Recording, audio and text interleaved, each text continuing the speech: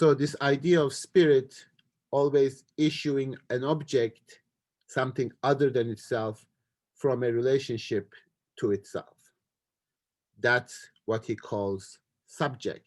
That's called what is being alongside of yourself. That's the labor of spirit. You have to go through that process. You cannot simply describe this process and talk about history of ideas like Locke thinks that, Hume thinks that, Kant thinks that, etc., without really seeing how consciousness moves within these processes.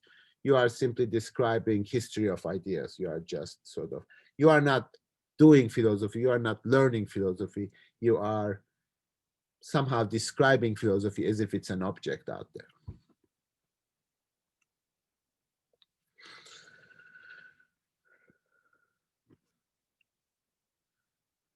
So, and he sees this because, I mean, he has this always sort of present question of whether he's an idealist. Is Hegel an idealist? Like, does he think that everything is an idea? No.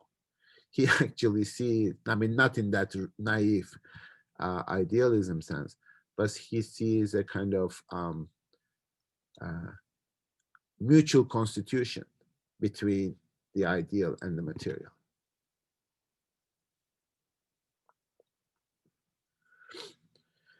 Okay, that's just like, I don't know whether this helps, but this is just a general sort of view of the process. I know this is a weird question, but I was just reading the introduction for the new book that you sent, and I had this question: how long did it take for Hegel to write the Phenomenology?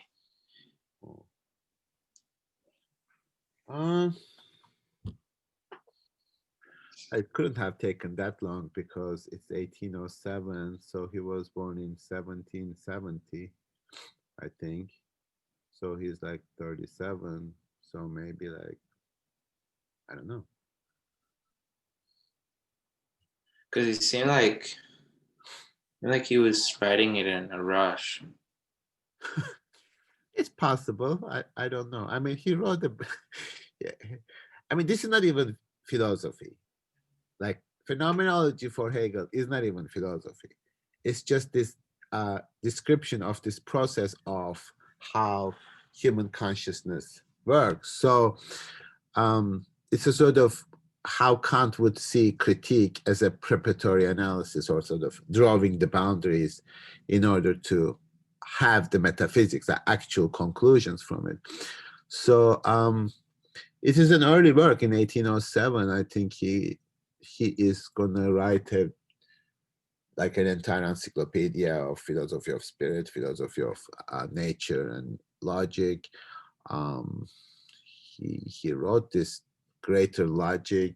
I mean, I can show it to you. It's like, I mean, if you think phenomenology is hard, that book is impossible to just sort of sit down and read. So I don't know how long it took him.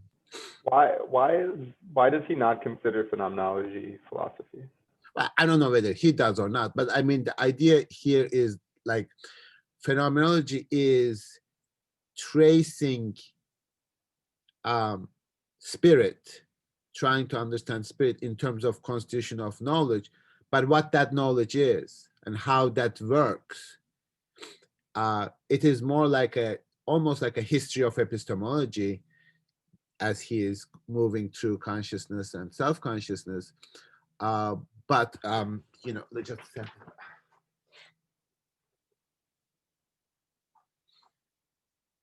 so when he writes Science of Logic, which is this book, he is talking about doctrine of being, nothingness.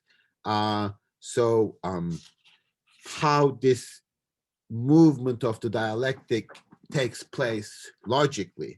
So he talks about Kantian antinomy and, you know, doctrine of essence, and then appearance, and then doctrine of the subjectivity and objectivity. So, I mean, it is a preparation for what he is going to write later. Phenomenology is. So, and also the person that I took, not logic, but yeah, Kant actually, was a Hegelian, and he insisted that phenomenology is like not such a significant book in Hegel's philosophy. Yes, Sukmin. What exactly does phenomenology mean? Study of phenomena, like that's the literal meaning. But for Hegel, it is analyzing what appears to consciousness. So it starts with consciousness. It starts with immediate knowledge. It starts with, what do I know? So it's also a Kantian question, like what appears in space and time. But Kant already talks about a complicated notion when he says Gegenstand.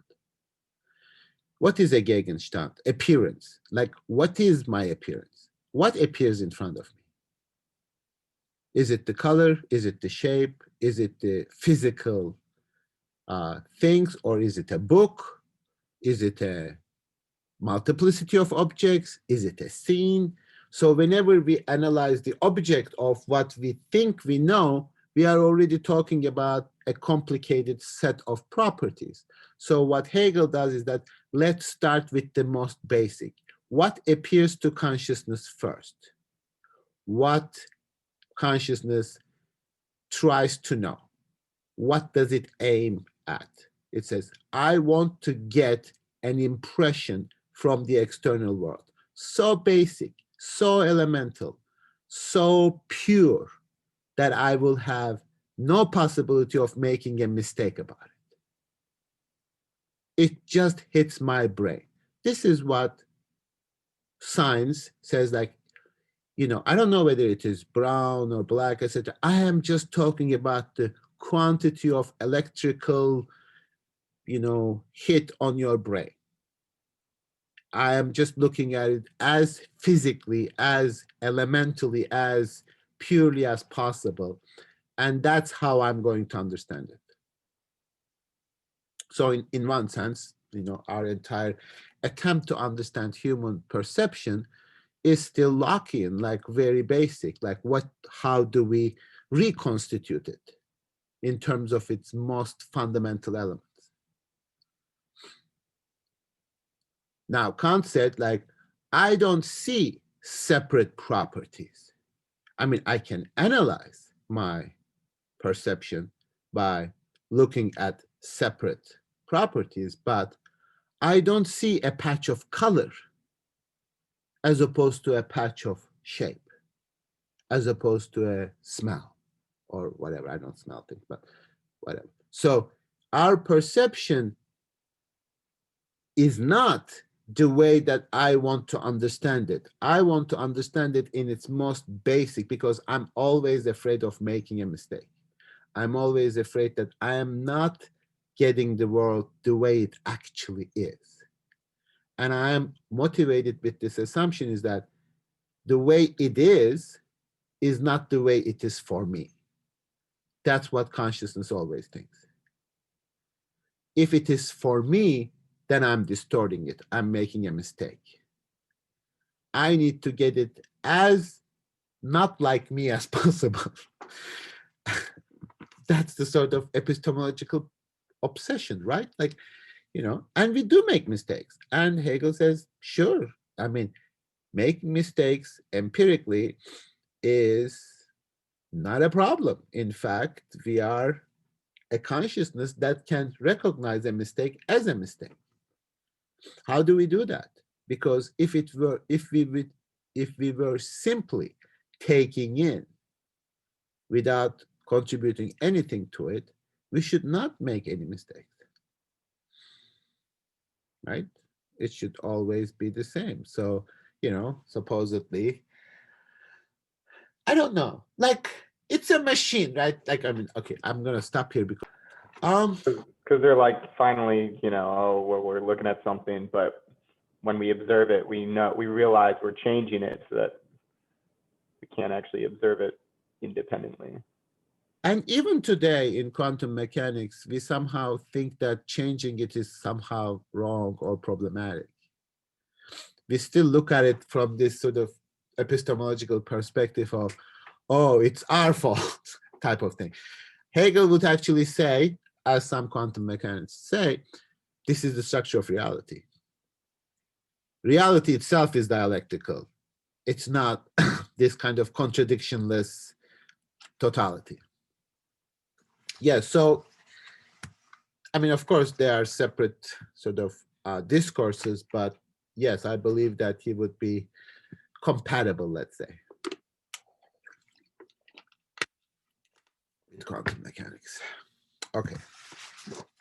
So one thing that he insists, therefore, consistent with this movement of consciousness, previous philosophers that come after him, you may say they are right or wrong and, you know, error, etc. He says, like, you know, we do not discard and leave behind falsehoods, because those, it is possible that they are both right and wrong at different stages. So previous philosophers that come, especially in epistemology, because that's his focus, at least at the beginning, contribute to the formation of consciousness. So there are two levels of discourse here. First, the movement of spirit. As a phenomenologist, he is describing the movement of spirit that already has taken place. But he also talks about the education of the individual. Namely, for you to be able to learn, be educated, right? Bildung, for example. You yourself in your mind, through your consciousness, have to go through this process. Feeding you what has already established as a completed theory without going through the steps, without you thinking it for yourself, that's not education. So phenomenology is something that has to be repeated for every person, because philosophy is not sort of studying a set of propositions, a set of theories. That is history of ideas. That is, you know, like consuming. You can say, here's Coca-Cola, here's Hegel. Look at Hegel, read him, whether you like it or not. Is he true? Well, maybe. I believe that it's true, just like I believe Coke tastes good, something like that. That is not, for Hegel, what thinking and phenomenology means in this context. You have to go through the process. Now, this is what actually one of the reasons why I was comfortable with writing protocols for this class, because you know you can write a protocol without really understanding anything. I know that too, right? And maybe that would illustrate that point to you, because Dan Ferry talked about Hegel, and he said phenomenology is going through the levels of consciousness. That sounded cool, and move on. So when you are describing something, and then there's a lot of this in philosophy, expert, so to say. Hegel thinks that dialectic is the main driving force of human thinking. You can say that. That would be a description, but you yourself did not experience how dialectic is the driving force of thinking. For that, you need to go through the process of thinking. That's the education. The rest is giving you the end product, the end result, not the process. And yes, you may or may not go through the same step. And that's the universality of it. For Hegel, but also for Kant, the universality of it is that that's how human thinking moves. And he believes that when you go through the consciousness, every person or every thinking subject is going to appreciate and understand the same process. Therefore, it is not like under the control of some special type of people. So this is his notion of culture and laborious emergence from the immediacy when he's talking about the shape of truth is this movement. So you need to go through that movement. You need to think for yourself, because we say this in a sort of empty rhetorical way. You need to think for yourself, but we don't. We don't teach people how to do it. We don't do it for ourselves, because everybody who says like, I'm thinking for myself, ends up saying the most common general opinions. So thinking is not forming opinions. Thinking is not having the correct proposition and coming up with the correct position and opinion. It is going through the process. And Hegel believes that that's what phenomenology is, in order to understand how consciousness moves. And you need to say, yes, that's how it goes, etc. And I mean, whatever I say, you need to do that. So that's the sort of paradox of Hegel, because this was also in Kant too. There's a moment in which I'm explaining, etc., but I'm not understanding it for you. You are going to understand it for yourself. It's not going to be like whatever I say is going to be an understanding for you. And thinking is really, once you see the necessity of that thought, that you understand it. Because just repeating it, just sort of mentioning it as an external process, you don't understand it. You don't appropriate it, you don't make it your own. You just sort of like, oh, I'm writing a protocol. Then he said, come back on Thursday. And then he said, blah, blah. And that's really something you need to pay attention to, because I think you are being sort of, okay, I should turn this off. Thing that we read and hear about would be sort of store in our minds and somehow come out at one point or another, just kind of yeah, like some storage in our minds. Yeah, I think like, and then we would sort of look at the world. I don't know if it's Erasmus is this, but like with a different kind of eye and a different outlook. But it seems like that's not enough, right? For what? Enough for what? I guess for this thinking for yourself kind of proposition, where you have to go through the process of processing the information yourself, kind of. But I guess that's sort of the dilemma. We are reducing everything into objects, into products, and consciousness does that, in the sense that that's what I issue as sort of an object that is the negation of consciousness. Now, if you do not go the process of producing that object, but take that object already established, then you are not really understanding how that gets to be constituted. So therefore, yes, phenomenology is already written, right? Hegel wrote it. But it's one thing to read Hegel and learn what he says, according to Hegel. But it's another thing to go through the steps of thinking, of consciousness, that you can produce the object. Because if you really read Hegel, the idea is that you don't need to be Hegelian. You shouldn't be Hegelian. You should not accept what Hegel says. You should understand a way of thinking. And it is for you. It is not your commitment to Hegel or learning the material of Hegel, etc.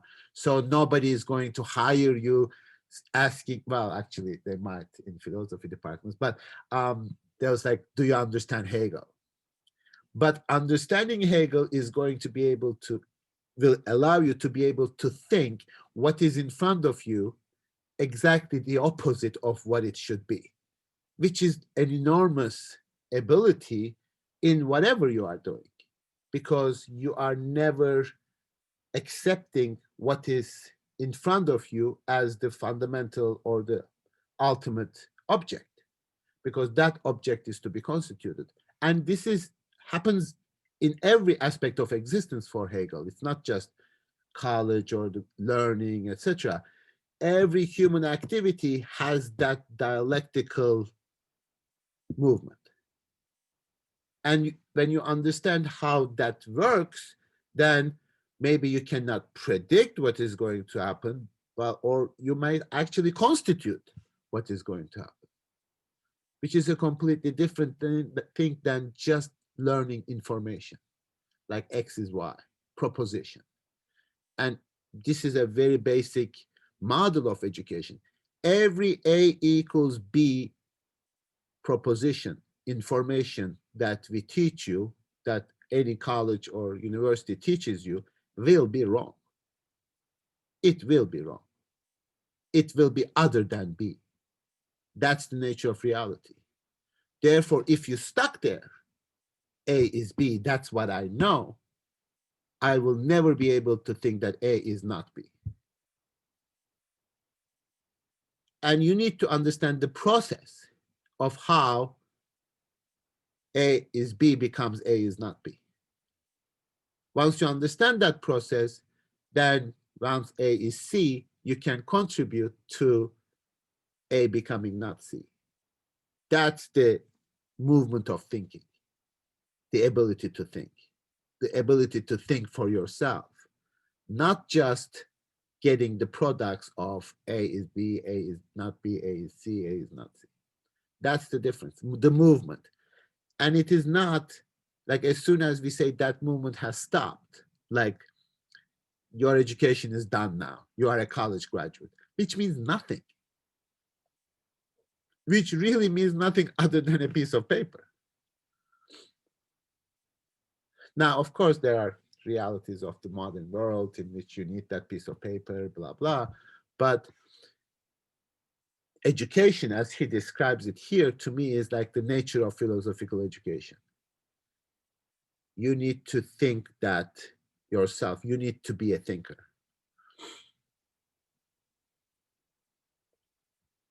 Now, of course, it appears like, oh, you are just describing the process. I'm just following the process. So you might still think like, oh, this is just learning information. Now I'm learning Hegel as information. But at some point, that way of thinking really separates itself from the content. And hopefully you are going to be able to look around and see, for the lack of a better word, Hegelian dialectic everywhere. Because it is everywhere. It is in politics, it is in science, it is in, now, of course, it's not a totality, it doesn't explain everything, but it explains certain movements very clearly. How it becomes the opposite, how things generate their opposite. How that becomes conceptual, and also like really clarifies the world, like that people are killing each other because of like concepts, like this is what it is, that's the concept, etc. And then having like these huge fights of like, I am Latinx, no, I'm not in that Latinx. Latinx is this, Latinx is not that, and you'll just sit there like a Hegelian and sort of say, you're all right, because you are describing a contradiction and trying to unify that contradiction in a concept. Don't kill each other. It's fine. So does a certain, like, I don't know, maybe you want to say trust, or like, yeah, maybe that's not the right word, but like a certain trust in the process arise? Like, you do something that you might originally see as problematic or bad, you step back and you realize, oh, it's part of this process, it's part of this dialectic. Well, that's the kind of more like the conservative part of Hegel, sort of justifying everything that happens. Sure, I mean, because he does believe that eventually the essence of the concept is going to reveal itself. But that's Hegel. I mean, that's him. I don't care. Like, you don't have to believe that. That still explains the process, regardless as to whether you trust that process. But it's happening. I mean, whether I trust it or not, it is happening.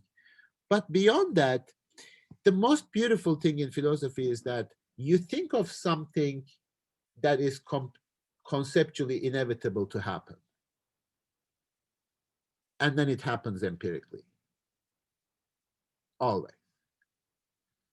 You know, as soon as you sort of observe a political movement, you sort of say, okay, I don't want to be like a party buster or whatever, but I want to say that this is a possibility that's going to lead a lot of complications, and it does. And that's really the sort of beauty of philosophical conceptual thinking. It really, um, I would say, predict, and I'm still kind of always surprised. Like when I see a conceptual problem, I shouldn't be surprised at this point. When that conceptual problem manifests itself empirically, I'm still kind of surprised. Like, wow, that that that happened, and it happens because that seems to be, now this is not a dogmatic view. This is not like this is how the world always works. It is a tool to understand this process of how consciousness works. Because dogmatic would be the formalism. This is how it always works. And Hegel is always very careful. He says each stage of dialectic has its own particular determinate negation. You cannot say dialectically, oh, everything works according to the dialectic. Each stage of negation is different, and you cannot generalize from one stage to the other. So you cannot say, as certain epistemologists say, and some of you sometimes have a tendency to say, if we cannot have an empirical objective knowledge, then there is no God, there is no meaning in life, we might as well kill ourselves. Hegel would say, no, just relax. The fact that you might not have objective knowledge in the way that you want it just means that, nothing else. That is a determinate negation. From that, you cannot conclude all these hyperbolic statements about there is no meaning in life, I might as well kill myself. No, what you are seeking for, maybe you should be seeking what you are seeking differently. What do you mean by objective knowledge? What exactly are you referring to in terms of the negation of consciousness that you say objective in the sense of thing in itself, right? Or if it is Gegenstand, what object are you looking for with what tools of consciousness?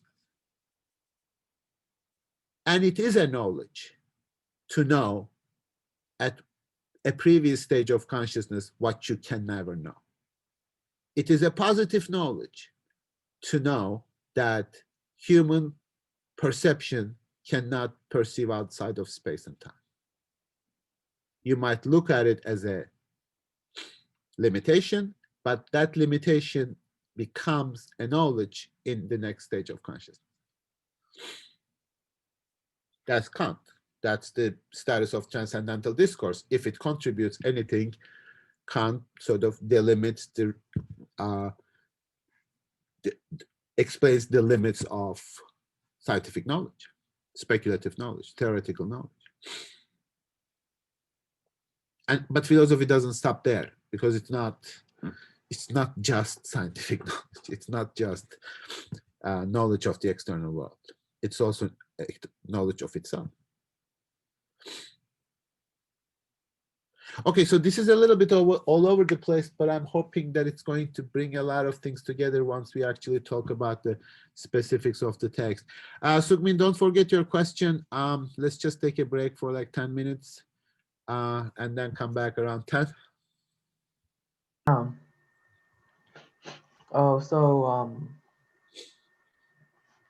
Now I can see that the process of negation and the progress from it somewhat makes sense better than before. But the thing that I have always been wondering is, I mean, when we're thinking of the negation,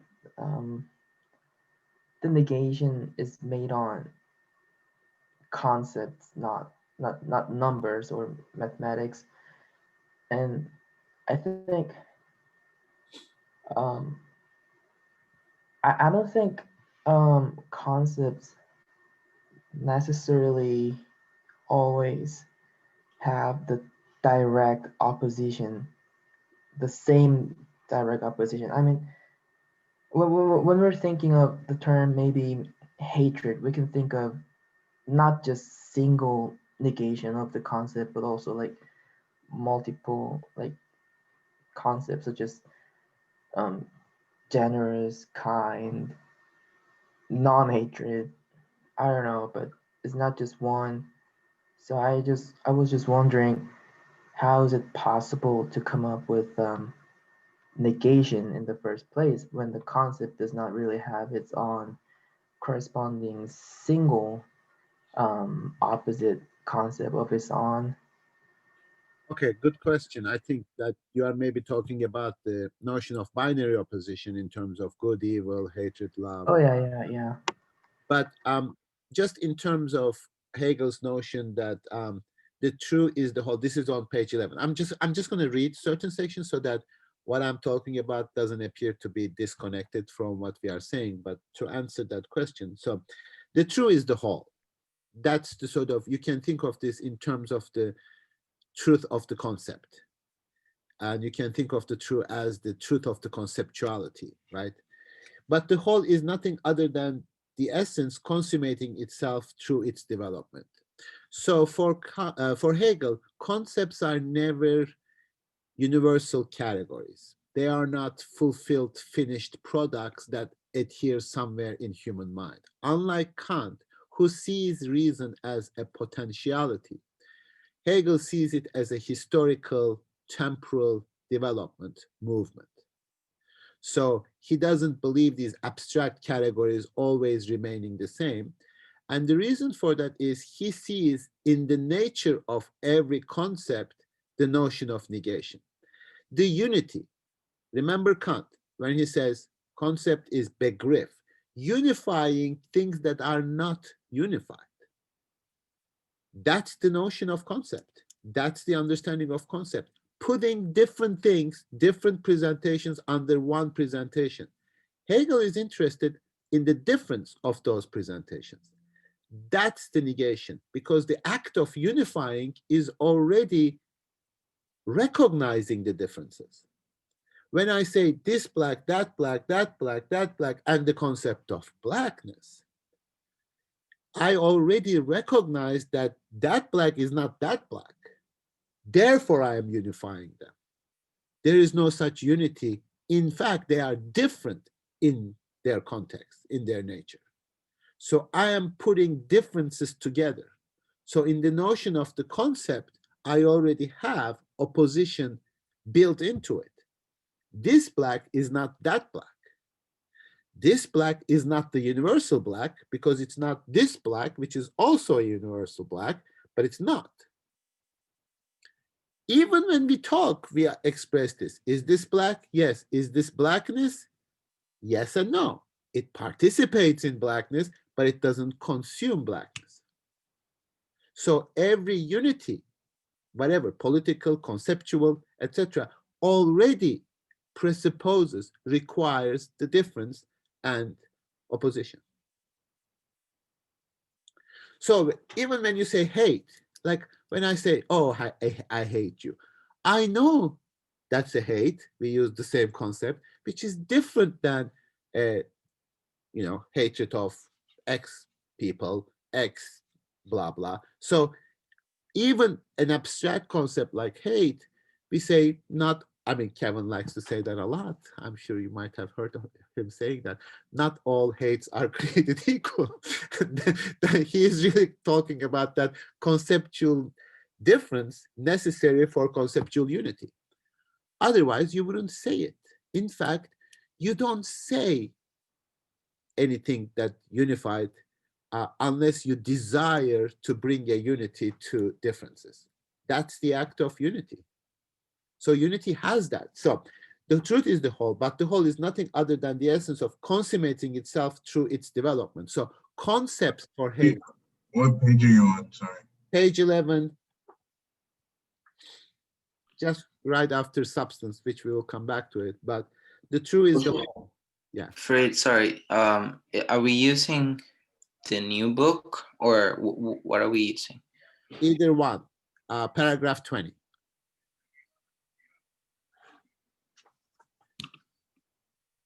I mean, he kept the paragraphs from this translation. So paragraph 20, true is the whole.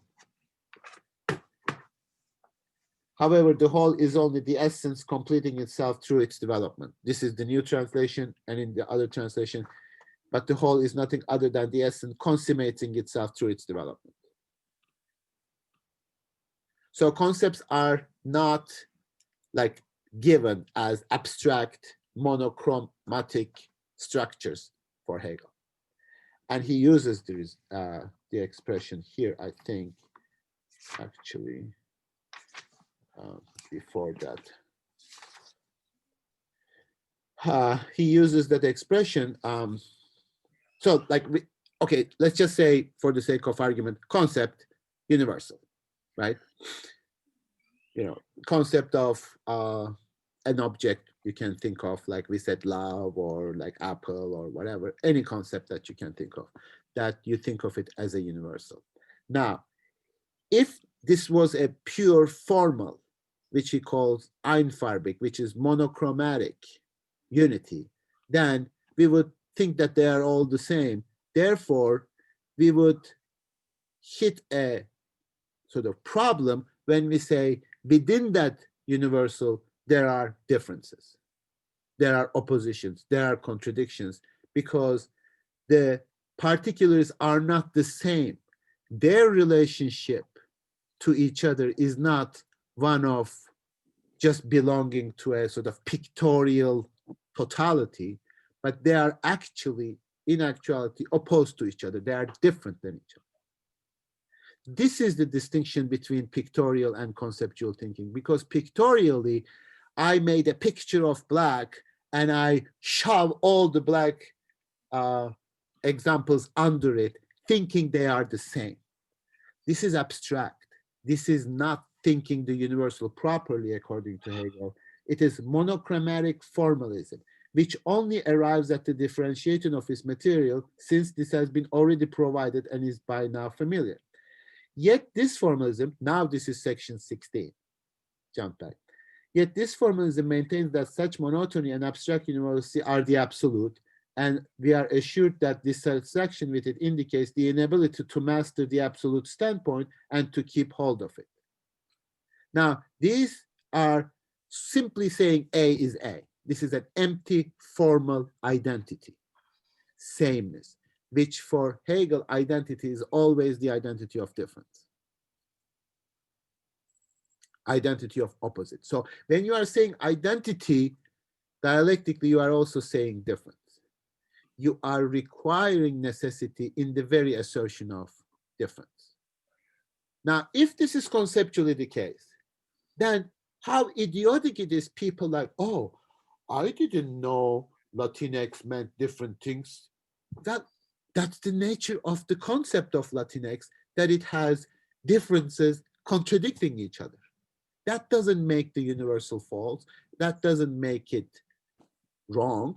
You just expect a kind of empty formal sameness from a universal that you cannot.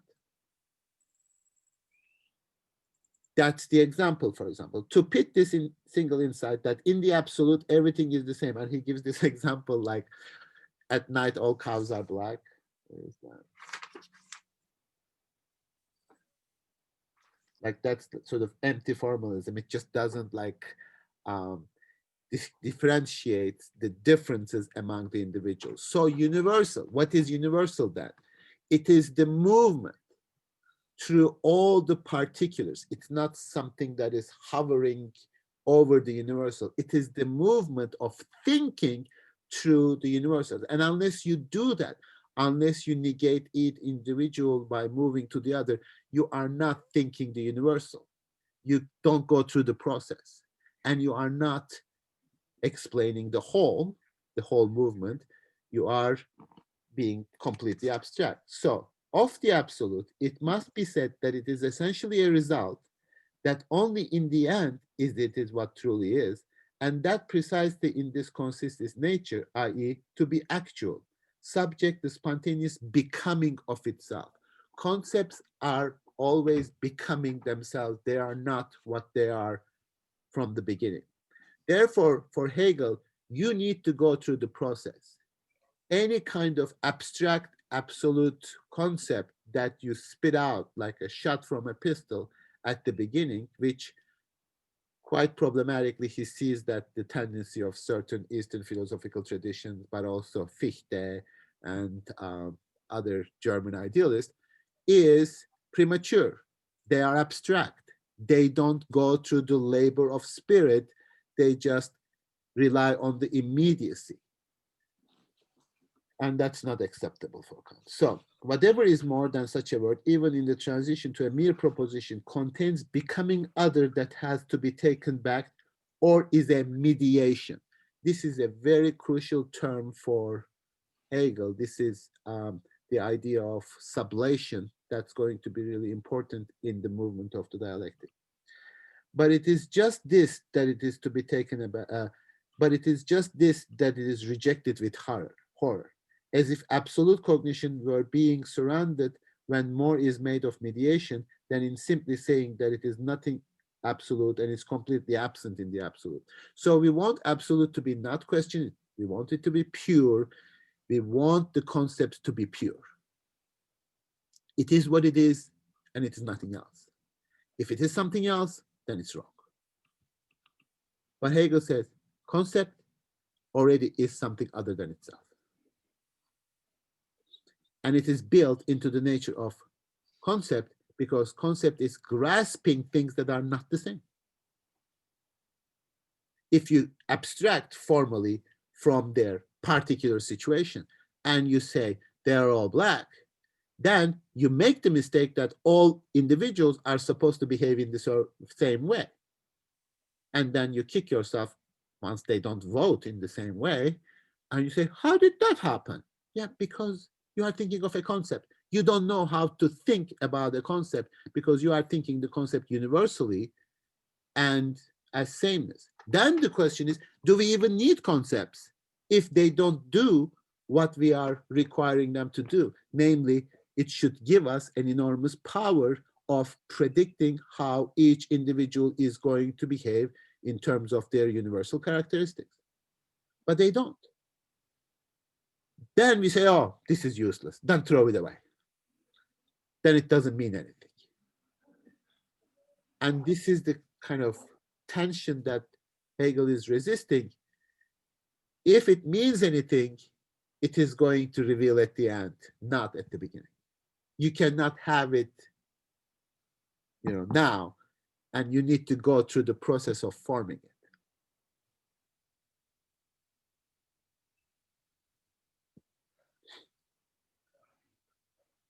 So this is our obsession with the principle of identity, principle of absolute identity for Hegel. That is the problem. That's why we don't like mediation. We don't like something becoming other than itself. A becoming other than not A is kind of our empty formalism and logical sort of formalism. So he says, but this is section 21, paragraph 21, but this abhorrence, or I should look at the other one too. This abhorrence, yes, perorhesirant, whatever that is, in fact stems from ignorance of the nature of mediation and of absolute cognition itself. For mediation is nothing beyond self-moving self-sameness. Self-moving self-sameness. Self-moving self-equality. Even in order to be equal to yourself, you need to be different. This is the nature of self-identity too. Because you are not a substance. You are not something that is an abstract object that always remains the same. You are a subject. You are always alongside of yourself. In becoming the other, you maintain your identity. You can never have an identity otherwise. You cannot have an empty formal identity like an object. Even objects don't have that. So is a reflection into self, the moment of the I, which is for itself pure negativity, or when reduced to its pure abstraction, simple becoming. Becoming is nothing other than being other than yourself. Negation. And in that negation, your identity is formed. Now, how does that manifest itself in terms of, for example, consciousness? Hegel says, I'm trying to know something completely other than myself. I know that as the other of my previous self, the opposite of my previous self. And in the next stage, I know that object that is issued from that relationship. So I know the property of an object. I concentrate on its simplicity. But that property and my constitution of that property at that particular moment, complete negation of my consciousness, allows me to recognize what I constructed as an object to know was the negation of myself.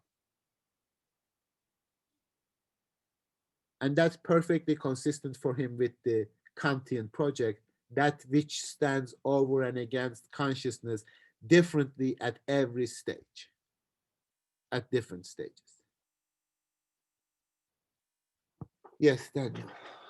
So like when he says immediacy in the process of becoming and is the immediate itself, like at the end of that, not the end, but like that line, does that sort of mean that for him, even our idea of immediacy is mediated as well? Yeah. And we are going to see that in consciousness. Even if, like, we want immediacy. We want the immediacy of the absolute, like a sort of divine relationship to the divine, like just sort of like a revelation or some kind of vision, or similar to that, the immediacy of the perception, like I just know this and I'm certain that I know what I know without distorting it at all. That is the same motivation of not understanding that philosophical truth is produced through mediation, and immediacy is the negation of a mediation. We long for that immediacy and want to just capture it as it is. It's a beautiful explanation of the ontological drive. Do not distort it, because if you contribute something to it, distort it. Hegel says, even if you are distorting it, recognize your contribution to the object, because that's going to take you to truth. That's going to make you find the true subject of knowledge, rather than ignoring it and saying that it is irrelevant. So human knowledge is constructed in and through human mistakes, philosophical knowledge. And by mistake, also, we don't mean like absolute mistake.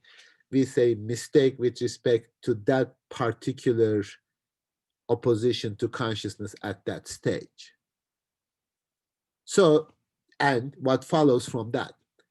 Now I know what I see in front of me as red is wrong. I know it as wrong. Me making mistake about the world and consistently thinking that this is red, I know something about myself as my perception as immediately seeing color is limited. Is it false? Yes, it is false, because it's not really red. But is it true that I see red? Yes, I do. So for Hegel, like both of these, like the universal and the particulars, or in this case, like with the red example, like you need both understanding to have the truth. The move. Go ahead. Is he working with I mean, he is working with a conception of truth, right? Well, not propositional static truth. His conception of truth is the movement. It's the movement itself. You can't, for example, you can't, after having seen the particulars and the movement, you can't come back and then have the movement in something stable. It can't be presented stably. It is the movement. Well, okay, it is a little bit paradoxical because it is stable with respect to that stage. But if you stay with that stage, it moves you to the next stage. Now you can come back and say, for that level of consciousness, which is a previous manifestation of my consciousness, that was both the truth and the falsehood, because I moved on. So, like, think about this. I see the red. Do I see the red? Yes. Is it true that I see the red? Yes. Is it true to the object? Not the object that I constructed as an object with properties, because those properties do not belong to the object. I attributed those properties to the object. My consciousness, I see it. My sensibility constructed. But do I continue to see it? Is it true that I see red? Yes. Is it true to the object as it manifests itself? No. Because truth there is the movement, how it comes, like, think about this, like truth not as like a propositional truth, but the true self, or true, like genuine, proper, like true in that sense. So in that sense, he's kind of like, I don't know, this is connecting to Kant for me, with in the sense that it's like he's sort of working with the form of consciousness, right? Like the you know what I mean? Like he's not, it's like he's pointing to the movement. No, that's a great question. I think that for, unlike Kant, who is a formalist, he doesn't see an opposition between the form and the content. Because remember, like, we had that difficulty in talking about a discourse which is empirical, but also transcendental. Kant made that separation. And then you got all confused, etc. Like, what's going on? You know, what are we talking about, etc. Hegel says that can still be an object of knowledge, content of knowledge, but not at the level of consciousness, but at the level of transcendental discourse. Kant already makes that move. That is a philosophical knowledge. So what are we talking about? We are talking about a content. What is the content? The content is the relationship between form and content.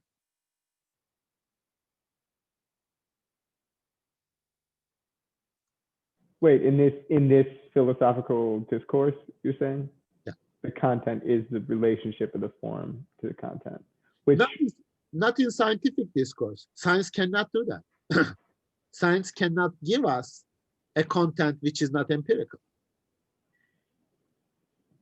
So when science speculates about its objects that it cannot demonstrate through perception, or at least experiment or some kind of empirical data, then they are being philosophical. They are not being scientific. Okay, wait. What would happen though if you had just say, pretend that you had consciousness as a sense? As a sense? Yeah. You mean sense perception? Yeah, if consciousness is conceived as another sense, would that, you know what I mean? Like that would change the.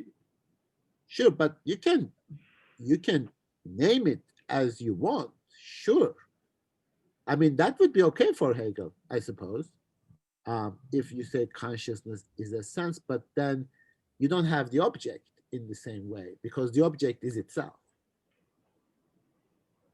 Because there's self-consciousness.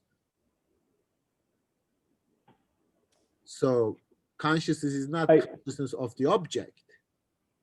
Okay. I guess I was thinking about like empirical, the division between empirical and.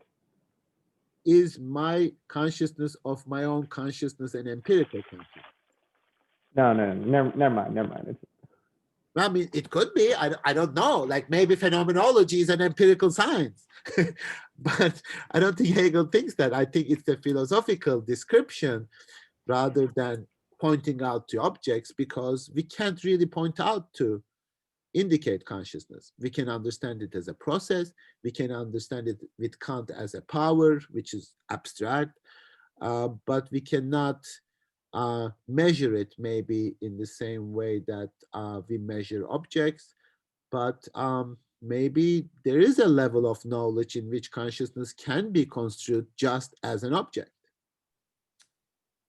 like What uploading it. Yes. is the relationship of like the object and like the other? Because it seems like these two things are used to like indicate something that is not the self, but like they're used not interchangeably, but like they have some relation to each other, but they're not the same thing. Like at what point does the other become an object? Like is the other not, is there something else to the other? If we say this thing is an object, then if we call it an other instead of an object, are we attributing another quality to it? Great question. Now, he uses a generic term of object at every stage, but he also uses a generic statement of other as well. Now, in every stage, that other is different. In consciousness, it is an actual physical property. And then it is an actual physical object with properties, because sensation and perception are different. The object of sensation is properties.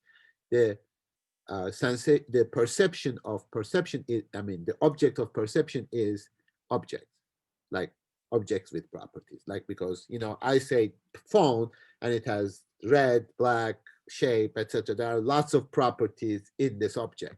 So I perceive the object, but I sense the properties. Now, other is very complicated because at every stage, other is constituted as the opposite, unlike consciousness. Because when I look at these properties, I want to know something that is otherwise than me, unlike me, my opposite, so that I know it. And I want to know it as the other. Now, of course, that poses a lot of different issues. So I guess just to clarify, is the phone both object and other? It is the other of my perception, yes. And it's also the object of my perception, yes. Because its objectivity is constituted in terms of its otherness of my perception. How does that, is that different when, like, I don't know, between people? Because like to say, yeah, like, I mean, like, I'm not opposed to saying like, oh, someone is an object to me, like in the sense of like thinking about what is separate. But like, is there a difference like when there's a reciprocal relationship? Because it's not like you can exactly, the phone can't tell you what it perceives you to be as other, or at least we can't perceive the phone's response to our perception of its otherness, but other things can, like animals or humans can. So is there a difference in relationship of the other? Absolutely. With something that can co-construct otherness with you? Absolutely. I don't know if that. No, that makes perfect sense. You are absolutely asking the question of self-consciousness for Hegel. That's absolutely the relationship to the other as an individual, as another consciousness. Not just my consciousness, but another consciousness, which is the level of self-consciousness. You recognize yourself as the other, and your relationship to the other consciousness is constructed in terms of your relationship to the other as another consciousness. Now, we are going to cover this in postcolonial theory, because that's really when we are talking about othering the other people and objectifying them, knowing them, making them an object of knowledge in the sense of posing them the opposite of your consciousness. And Hegel has an entire section of self-consciousness which goes through master-slave dialectic and the freedom of self-consciousness, all the way to when it leads to reason. So your question is absolutely awesome, because that's exactly how it moves. From objects, we move to others, to other human beings, other consciousnesses. And the problem is, of course, we sometimes relate to other people the way we relate to objects. We want to know them. We make social science about them. We make political science about them. We make Okay, one further question then. What is the difference? Like, how do we conclusively say we have moved from object to other? Like, I mean, like, okay, from what I'm hearing, it sounds like you can't do that, but like, where is there like a threshold for when an object becomes other as opposed to, or maybe the other way around, when we take the other and make it object? well, Is there like a set place? Because the whole thing is like the concepts are blurry, right? So, yeah. I mean, there's no definitive objects or qualities of an object as opposed to qualities of an other. Because those things are open-ended. Yes. But you It's answered simply your not own question. itself, right? Sorry? But you answered your own question. The object doesn't other me in the way another consciousness can other me. So this is two consciousnesses, two self-consciousnesses construct each other by mutually recognizing each other. So the term there is recognition, not knowledge, which is Erkennen, but Anerkennung in German, recognition, because from the other, there comes something that doesn't come from the object, namely objectifying you. But isn't that a matter of perception though? Like, we can't definitively say that there is something coming, like, I'm trying to think of like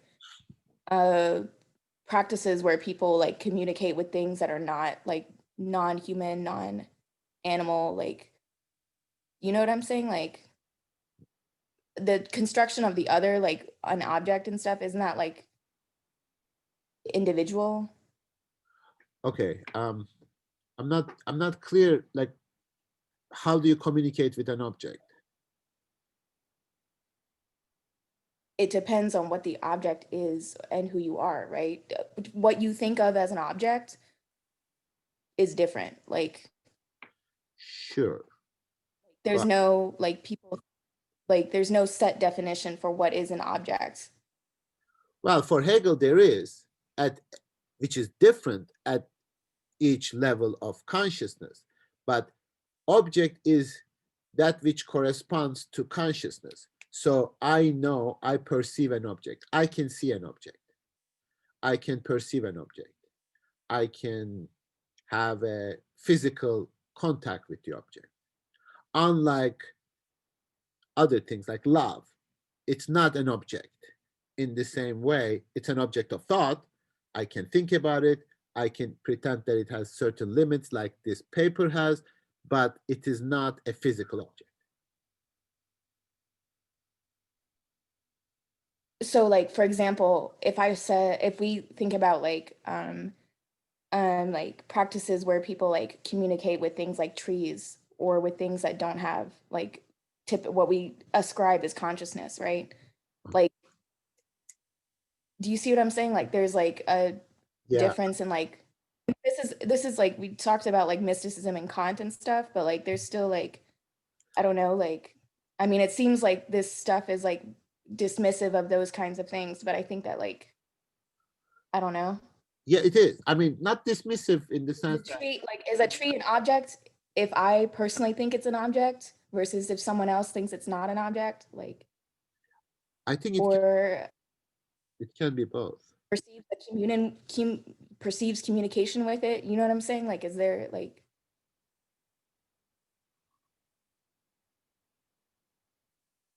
guess I'm not really sure what I'm asking. Let me. If No, go ahead.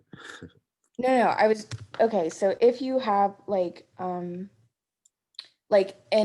I'm gonna use the tree again, but like something, right? Like, is there like a threshold for what is object? Like you're saying, like in reflection. Okay, never mind. Okay, I think maybe you are using the term object differently at different stages.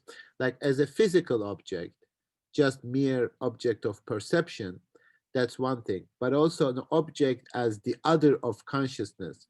And you can treat other people as objects in a positive sense and negative sense too, obviously. But when we are talking about the structure of sensation, if somebody says that they are communicating with trees, for example, right? That the nature of that communication must be shared by other people. That is the structure that Kant is talking about.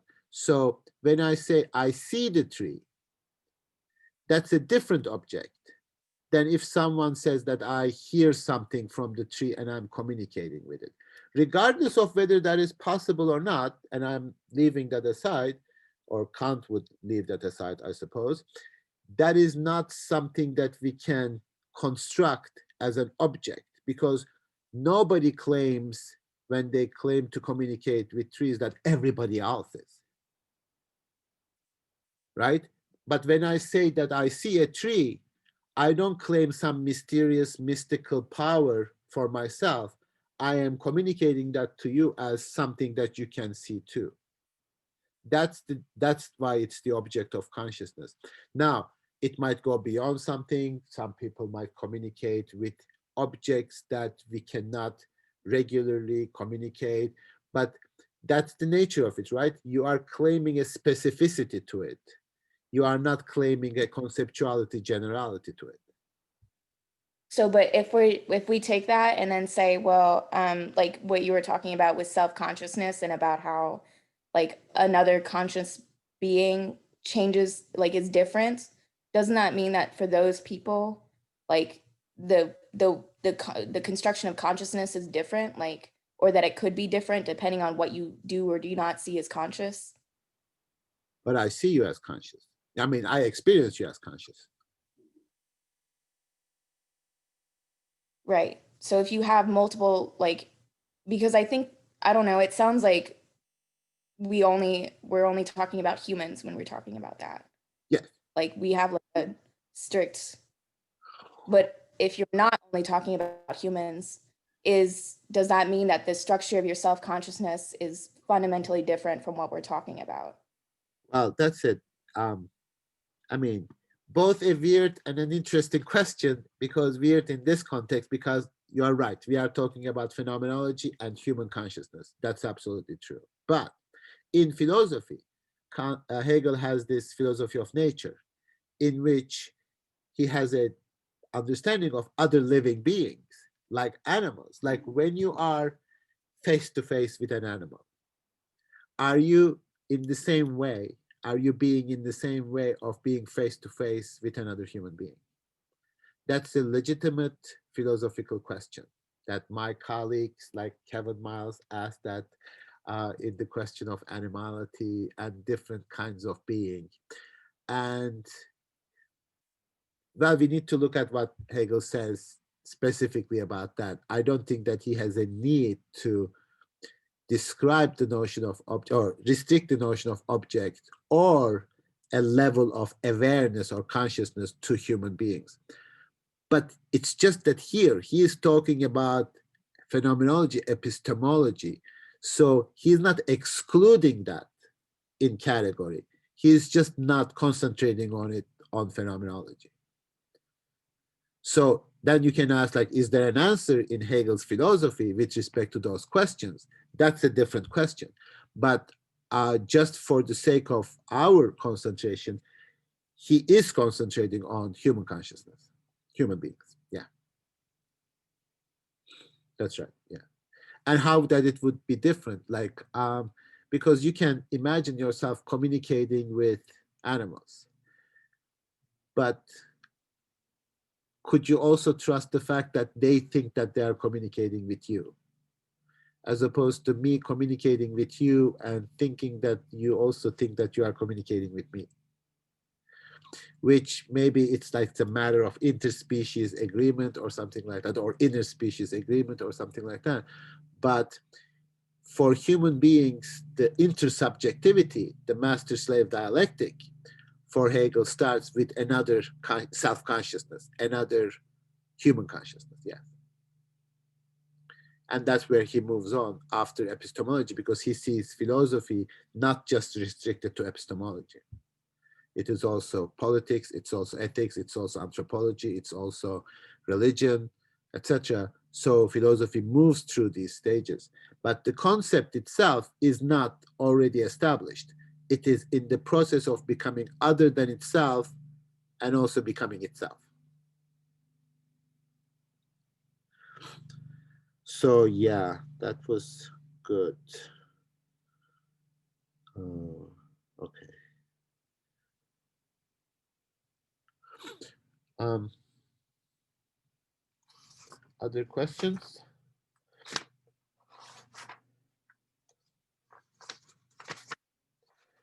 I get too excited and then I become like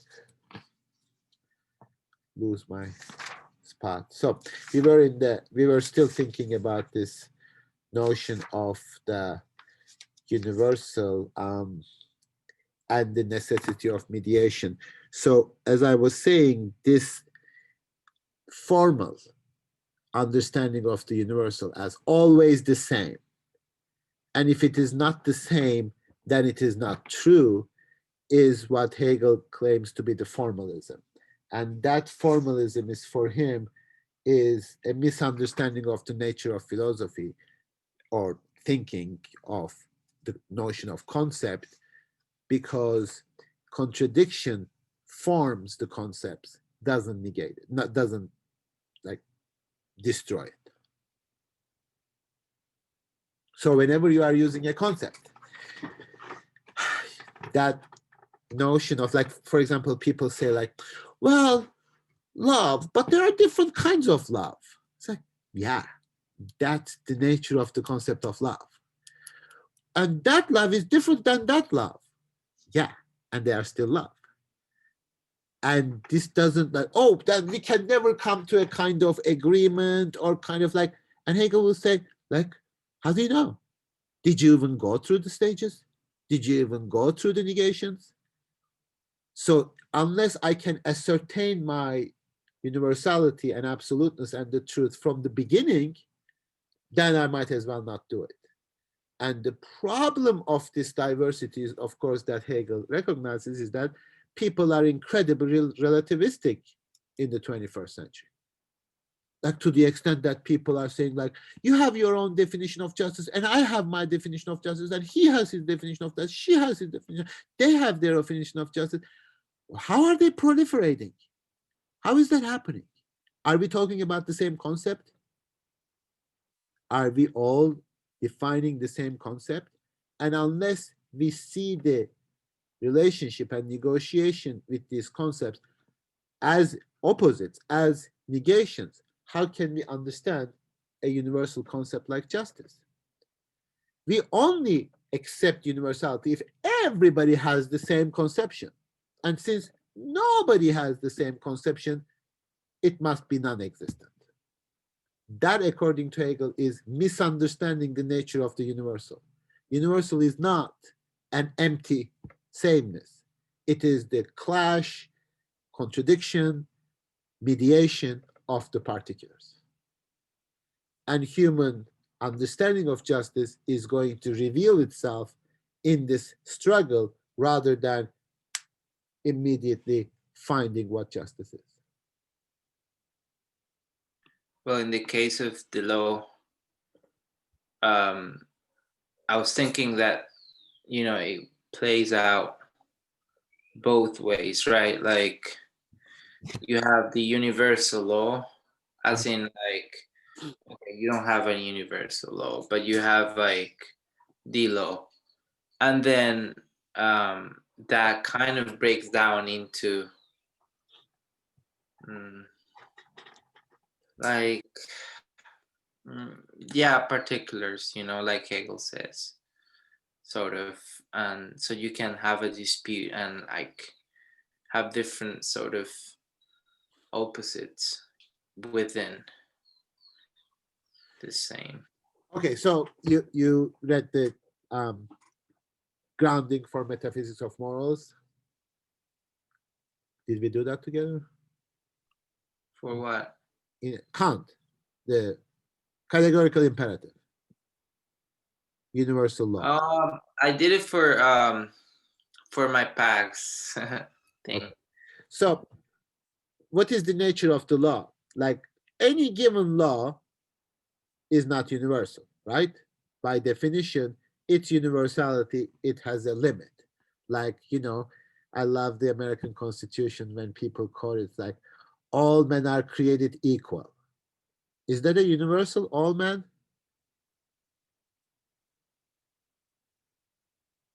Well, I mean, you know the paradox of the American Constitution, because women are not considered to be, you know, part of this, and slaves are not considered of this. That universal is already, you know, problematic empirically, but even conceptually. Like, this is by definition the Constitution of the United States. So equality doesn't apply to people who are not from the United States. And that universality is already a contained universality. When people say the sort of the amendment, like equal protection under the law, that equality doesn't even conceptually apply to everybody, right? If you are an American citizen, as opposed that you are not an American citizen. So universality is always relative to what you are limiting that to. Now, the universality of the law is that it should apply uniformly where it claims to be applied. Like, you know, nobody is using the American law in order to bring equality in Turkey or Madagascar or whatever, because that's not where it applies to. It is already within a certain universe of the United States, that it is universal, right? But there is something about the structure of the law that it must be universal. And if it's not applicable universally, then it is impossible, according to Kant. That's Kant's formalism. Namely, like something like slavery. You cannot universalize it. You cannot make a law of slavery because it contradicts the spirit of the law. Because it contradicts the spirit of the law, because it undermines the principle of universality by its very nature, by legislating differences among human beings. So, but for Hegel, the idea of the law is it not just an empty, abstract, categorical imperative, act in such a way that your principle becomes a universal law, etc. If there is a universal law, which is, for Hegel, for example, politically, it's only going to reveal itself in the state. That's his, as far as it goes in terms of the rational nation state. But also it is going to manifest itself in its unfolding, not something that you can decide ahead of time. Like all these sort of liberal laws that people are talking about under democracy, etc., are empty formal laws. They don't substantially mean anything.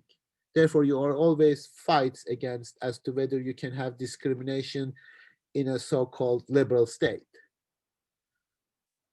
Well, of course you do, because even if like France has this, you know, discourse all the time, we make universal laws. Well, only with respect to citizenship, only with respect to France. So that law already contains its contradiction. Every law contains its contradiction because it tries to appeal universally, but in order to make that, it creates that opposition. Now, in order to have a universal law that will apply for all human beings, what is that? Do we have something like that? Everybody dies. that's really not the law. That's just inevitably happens. But we have, like, you know, you are an international relations major, are you not? So Universal Declaration of Human Rights. We think of that as universal. We think that applies to all human beings. No. I mean, yeah, I guess. I mean, when you say apply, are we talking about, like, again, in image or in practice? Because those are two completely different things. Excellent question. We know in practice it doesn't, but it should. We believe that it should. We believe that it doesn't exclude anybody, right? Does it not exclude anybody? Doesn't that very definition of human being, which is endowed with rights, already establish an opposition in how to be a human being. It already defines what counts as human being who is capable of having rights. So you already made that conceptual separation, because it's not an empty formalism like, not, all human beings in general or anything like that, but it is already a value. By its very nature, it creates an opposition. So for Hegel, that's always the case with the concept. It always has a contradiction. This shouldn't make you cynical. This shouldn't make you like, oh, there is no universal right, people are killing each other, etc. This is the nature of the concept. So we become cynical because we expect some kind of empty formalism. But for Hegel, it is a process in which it manifests itself.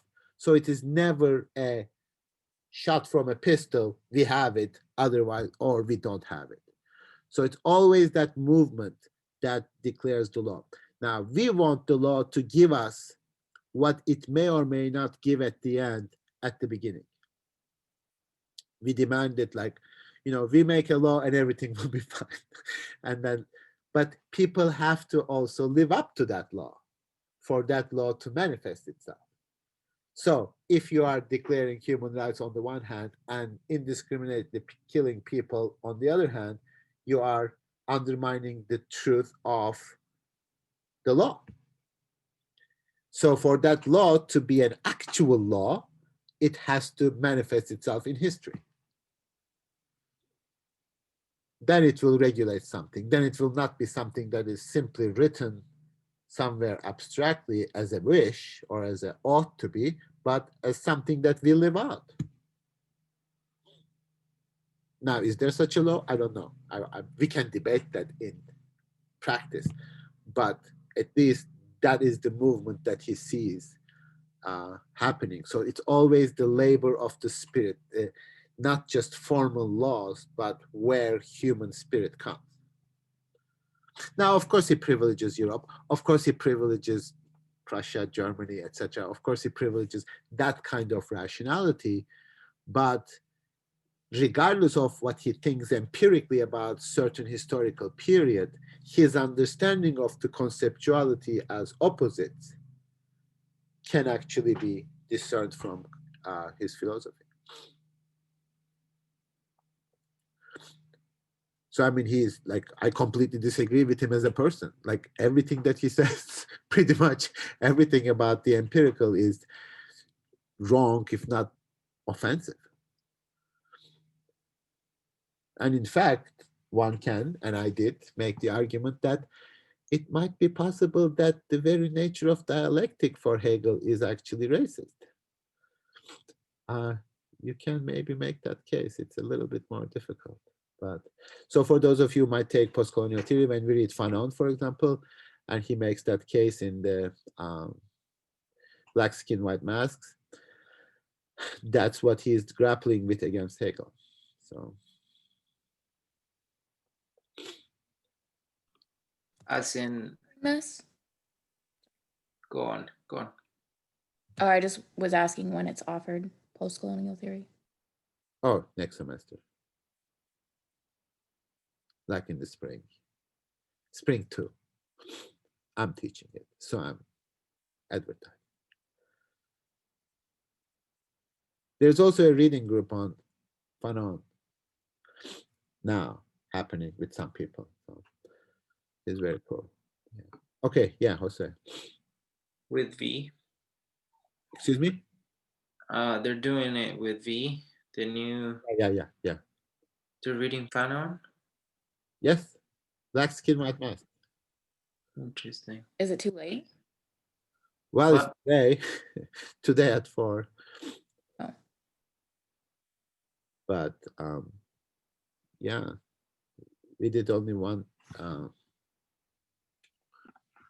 So the immediate existence of spirit consciousness contains the two moments of knowing and the objectivity negative to knowing. And it's important to notice the negative here. It can be like, I know, and what I know is different, in fact, the opposite, and other than the negative of my knowing it. something that I know must be very different than my way of knowing it, because thereby I can make sure that I'm knowing that, not myself, right?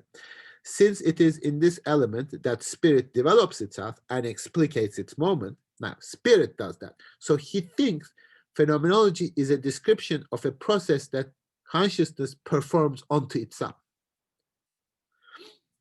These moments contain that antithesis, and they all appear as shape of consciousness. So that which consciousness constitutes as an object is a shape of consciousness in the form of being the negation of consciousness. The science of this pathway is the science of the experience which consciousness goes through. So experience is a process that consciousness goes through. It's not just sort of this passive of getting stimuli. The substance and its movement are viewed as the object of consciousness. Consciousness knows and comprehends only what falls within its experience, for what is contained in this is nothing but spiritual substance, and this too as object of the self. So even in consciousness, consciousness takes itself as an object. But spirit becomes object because it is just this movement of becoming an other to itself and becoming an object to itself and of suspending this otherness. An experience is the name we give to just this movement in which the immediate, the unexperienced, the abstract, whether it is of sensuous being or only thought of a simple, becomes alienated from itself and then returns to itself from this alienation, as is only then revealed for the first time in its actuality and truth, just as it is then has become a property of consciousness also. So whatever simple object of consciousness that we claim to know is something that is mediated in relation to consciousness to itself, because what itself is in consciousness is also its absolute opposite. Because the unity of consciousness as being any kind of conceptual unity already contains the absolute negation. So the object is actually, as an object of knowledge, is to be defined as that which is not consciousness. That's the notion of materiality, because consciousness sees itself as non-material, and materiality is that which is the opposite of consciousness. And consciousness creates that object, not in a physical sense, but it creates it the way in which Kant says that we create our object of experience. We form it. We issue it, for the lack of a better word, from our consciousness. So, like, yeah, go ahead. I was gonna ask, but at the same time, these, like, when consciousness marks something as an object, that object is at the same time a shape of consciousness. It is a shape of consciousness, and that shape being absolute opposite.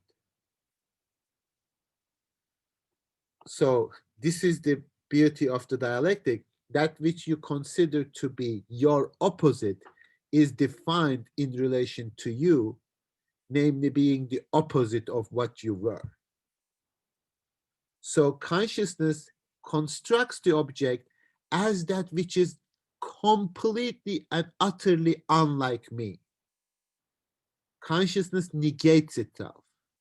That says the object is unlike me, objective, absolutely other. That is the constitution of the object. So yes, there is an absolute negation, but absolute negation is still a relation within the self. And so, like, this would be, and so this sort of this process of like finding objects and then making them like and then like negating them, and like in the process of negating them, yourself also gets sort of alienated from itself. That's experience, that whole, okay. Yes, and also like you find yourself confronted with the object, you recognize that object as that which I constituted by negating myself. An object is nothing but, epistemologically, that which is not consciousness, the opposite of consciousness, the negation of consciousness. That's the most objective, material, immediate way we are searching the object. But opposition is also a relationship. Opposition is a fundamental relationship. Opposition is that in terms of which you form your identity. It is not excluded. It is not left aside. It is in the formation of the identity of consciousness, which is not an abstract identity. It is the movement. Identity is not like I am this and as opposed to that. Identity is the unity of opposite, negation, absolute otherness. So like from this, when you are sort of like drive political consequences, what you consider to be other is actually constitutive of your identity. One of the implications, of course, for this, for the American culture is like the other, to the extent that it can be understood as non-whites in the United States, the one that the United States tries to exclude, that which you try to exclude is actually constitutive of your identity in being the absolute opposite of your identity.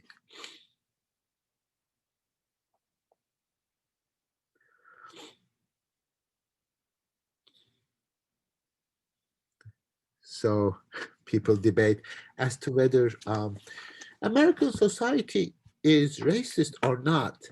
No. Actually, it's a little bit worse than that. Being racist is a constitutive of American society, is constitutive of American identity. Actually, it's European identity, I should say, but that's a whole different question.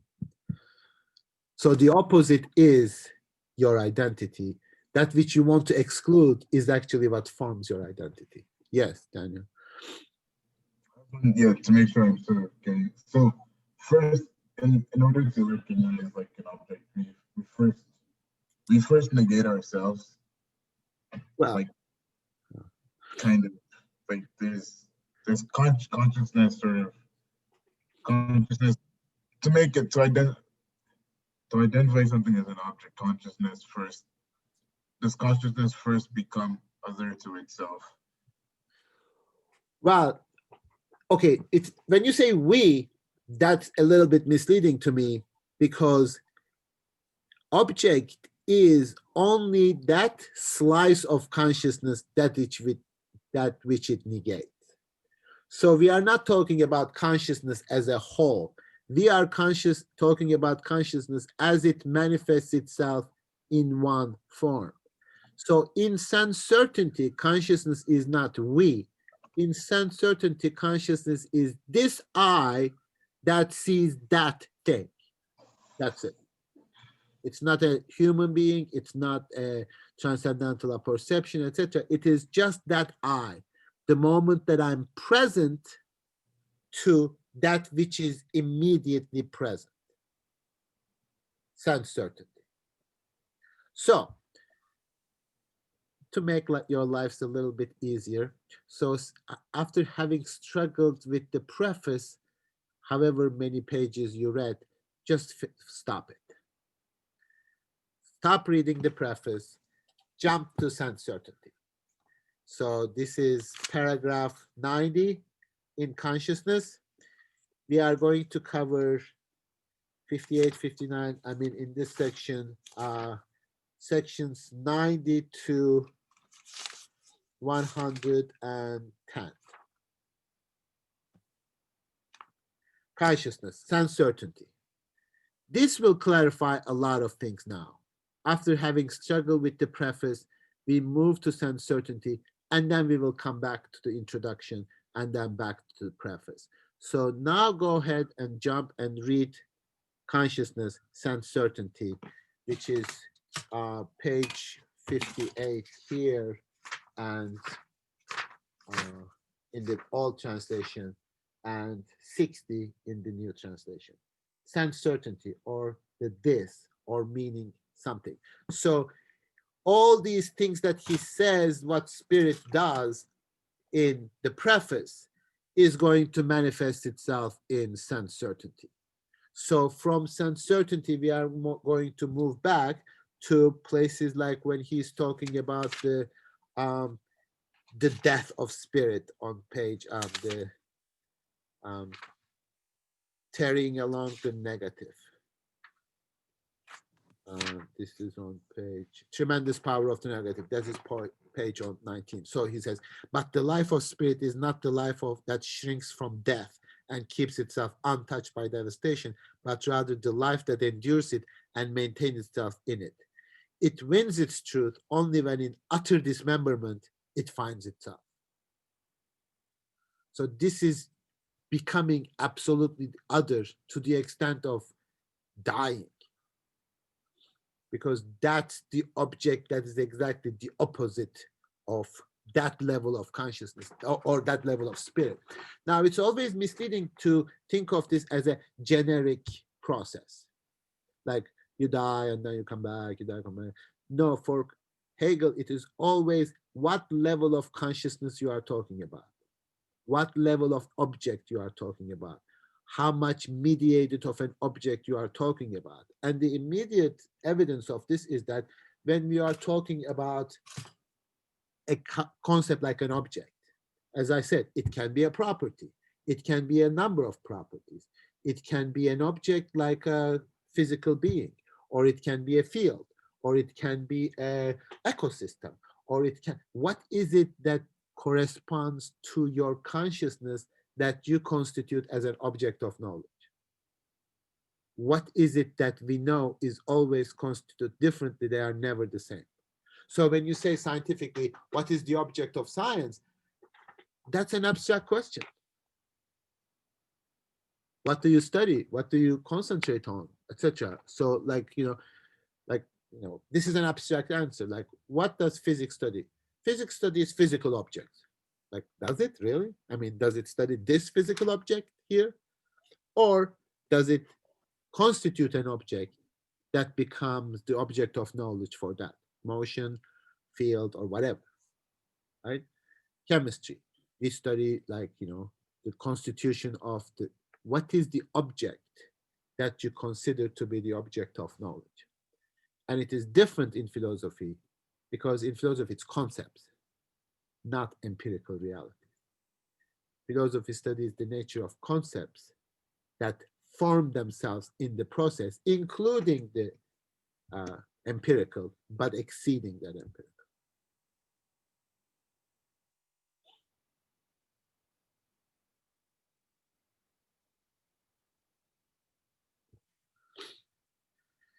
Spirit is this power only by looking the negative in the face and tarrying with it.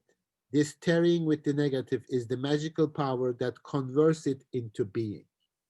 So from that negativity, from that negation, and I will draw this next time in terms of how this process works. So by trying to make it an object of knowledge, spirit, for example, consciousness, negates itself. And that does it very consciously and very explicitly. I need to know that which is absolutely unlike me. But absolutely unlike me, by being a negation of me, is something that is understood in relation to me.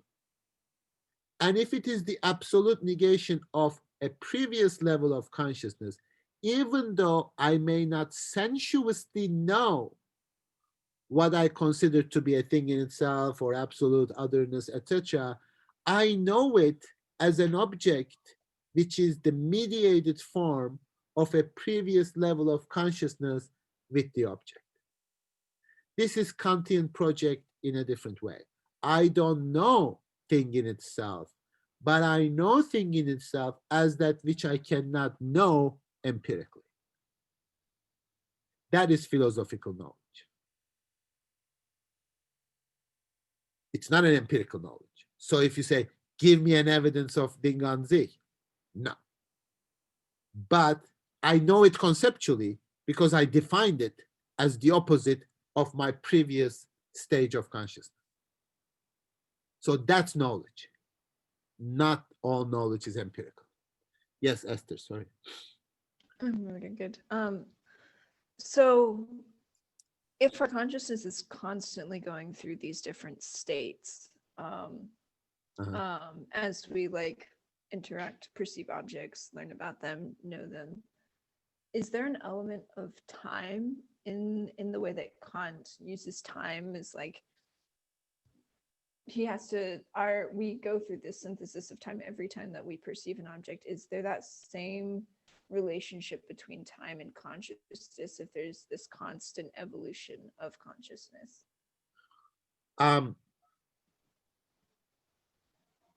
Well, okay, here's the problem.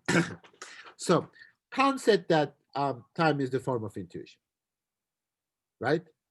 Now, but to your chagrin and your, anger, he talked about time, synthesis of time, as if he is talking about something that is in time. And then I kept saying that the synthesis of time is not in time, therefore don't be confused, because this is a different consciousness. This is a level of discourse. Hegel doesn't see time as formal, because time becomes the object of conceptual thinking. In Kant, it did. It's just that he had this problem of not being able to demonstrate it empirically. But conceptually, Kant already talked about time as if time is the object of conceptual reflection, not object of perception, but object of conceptual reflection.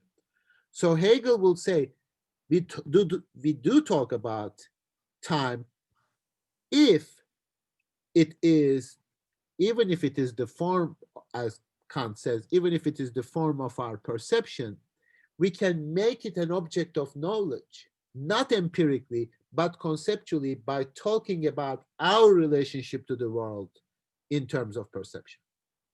And Kant already did that. Kant already developed the transcendental discourse. But that discourse is never complete for Hegel. It's not conceptual, because he thinks that concepts developed over time by the movement of consciousness. Kant thinks concepts are already formed. For Kant, concepts are abstract and already universal, monochromatically universal. They don't change. They're always the same: cause, substance, etc. So then the status of time becomes something different for Hegel. For him, time is related to the movement of spirit. And also it might be a concept in a different way, because concept, it can never be a concept, and kept calling it concept. Right? So we can say, why do you keep it? I mean, you brought up the example, Daniel, for example, like space. Why are you talking about space as a concept? You kept saying that it's not a concept. This is Kant's paradox, because he attributes a formal identity to those objects, but then, to space and time, and then he talks about them. And then he produces knowledge about them, philosophical knowledge. And ever since the beginning, I always pose the question of what is the status of transcendental discourse? Is it a philosophical knowledge? And that's what Hegel picks up and says, if we don't assume that concepts are already formed, we can look at this as a process of forming concepts. So, in other words, time both is a concept and absolutely the opposite of a concept. It is a form of intuition, but it's not one thing, because it's not a universal monochromatic structure. It's also, to the extent that spirit reflects upon it, it's a concept. Different kind of concept than perhaps substance and causality, but it is an object of, where consciousness confronts itself. And even then, consciousness decides what form of consciousness is. Like Kant says, like, this is the form of sensibility. Who is doing that? Time is not doing that. Kant is doing that. Our sensibility is dictating what an object is.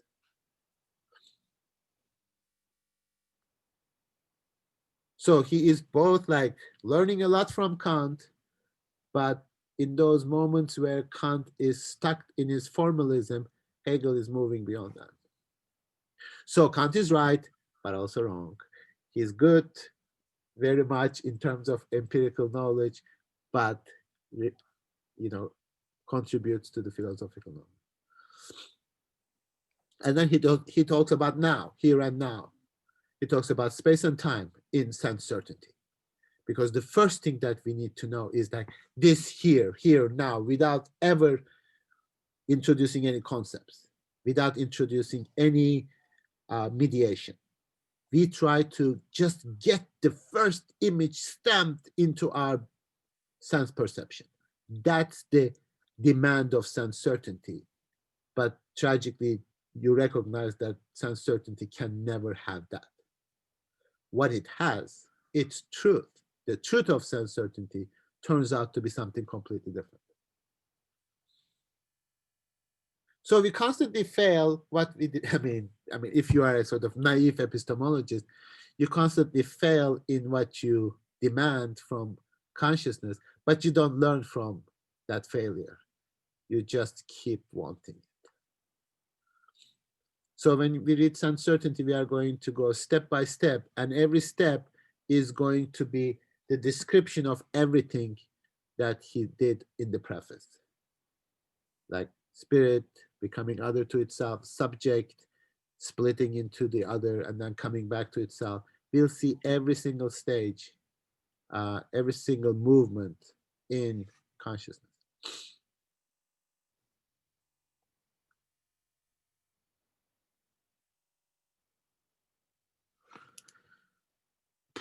I get excited and then get tired.